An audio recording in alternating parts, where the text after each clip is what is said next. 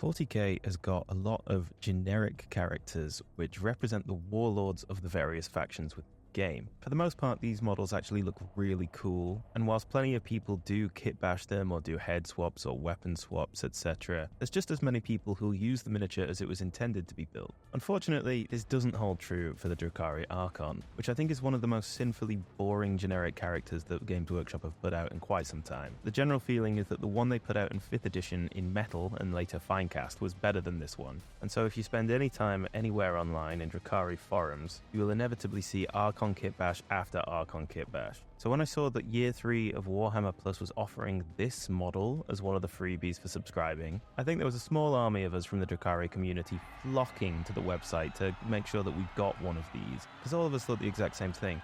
That's my brand new Archon. And so whilst it's not an original idea and plenty of people have already done this, I decided that I would record my progress and what I actually did to bring this model into the 40k universe. So getting rid of all of the excess sprue that was left on the model and smoothing down all the maud lines, it was time to glue the thing together. So to start with, Karlina has a front, a back, and a leg that basically compose the bulk of the model. It's a fairly straightforward build, and so most of what I was going to be doing was going to be happening on the arms, the head. Once she's glued together, it was time to look at some weapon options. So Archons use husk blades, and I decided to look at a bunch of power swords left over from the Corsair kill team. I settled on this one mainly because of the handguard. It was really giving pirate, and compared to my other Archon, who is very much kind of mysterious eldritch Dark Eldar, I wanted this one to be a bright, bold, space-raiding pirateer kind of Dark Eldar. So I settled on this arm and this power sword, but I wanted the actual blade swapped out with one from a witch kit.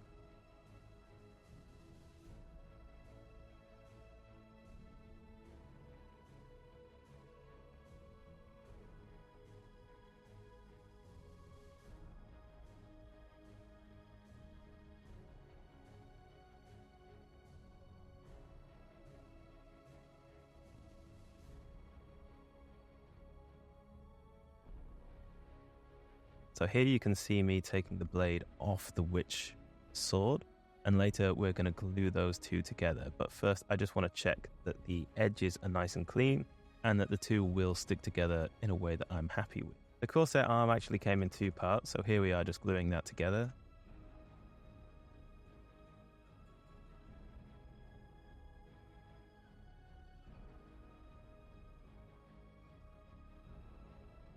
Before checking for one last time that it's actually going to fit under the shoulder armor where I want it to go.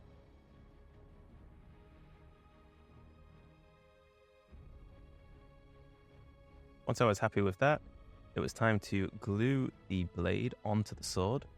I was considering pinning this, but the parts are so small that I'm at more risk of damaging it than I am of not. And so far, the blade has actually held really, really well to the sword, so I've got no complaints there.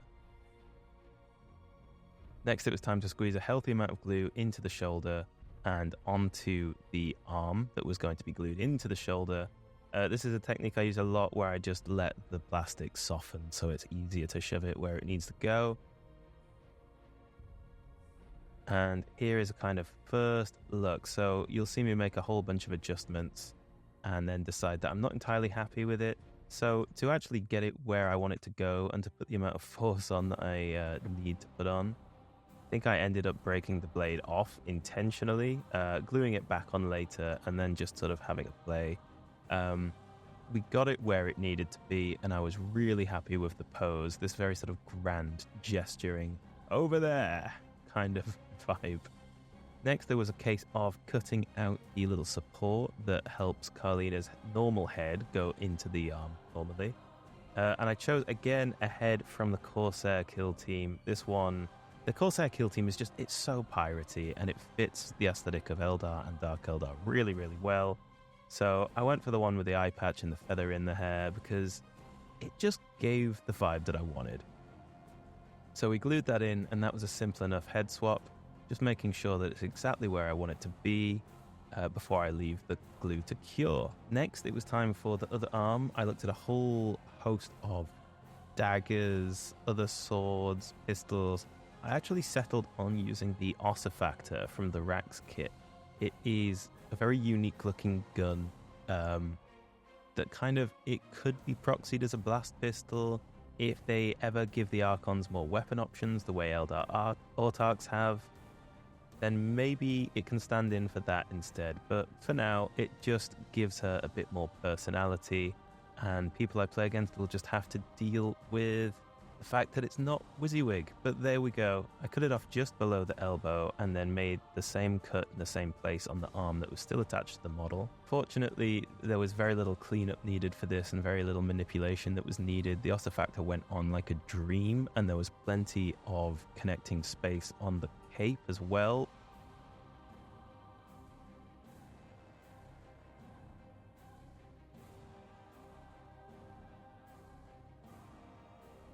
And of course, no Drukhari leader is fit for battle without either a back full of trophy racks with huge blades on them, or a massive banner to rally their warriors to them. So I just took this back banner from the Cabal Warriors kit and stuck it onto her back, made sure it was nice and straight before it fully dried, and then put her on a 32mm base. Archons on the table officially go with 25mm bases, I think, like the old kit. It's a really small base. The cape would have looked really stupid flowing off the edges of a base that was too small. And Autarchs are on a 32mm base, so I reasoned if we do get an upgrade, it's probably going to be on a 32mm base. That's what we settled with. I took this little bit of chain from a random piece from the Raider kit. It's like a pistol hanging from a hook or something. I glued that onto her belt.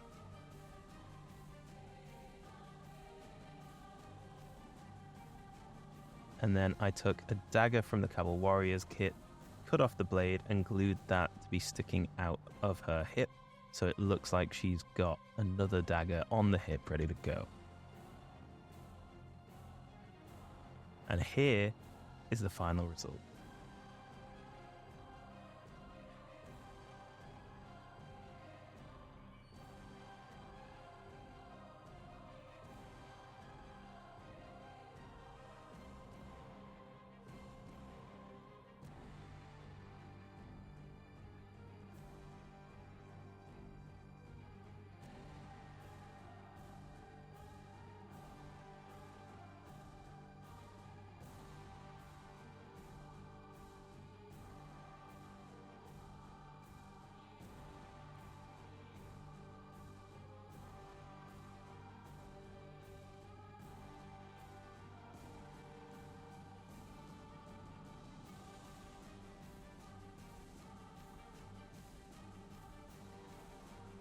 Whilst it is actually a very simple kitbash, and plenty of people have got their own spin on this exact same model with a bunch of Drukhari bits, I'm really happy with how this came out. I think I've done enough to make this one stand out as being mine, and I'm super excited to put her on the tabletop and have her leading my armies. Thanks for sticking around to the end, and I'll see you next time.